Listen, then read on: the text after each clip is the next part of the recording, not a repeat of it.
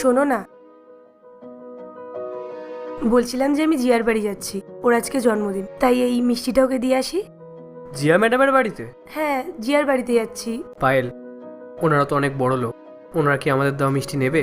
তুমি না সত্যি যা তা ভেবে নাও, জিয়া একদমই অমন না। ঠিক আছে, আমি এখন আসছি, তুমি সময় মতো খেয়ে নিও, আমি তাড়াতাড়ি চলে আসবো।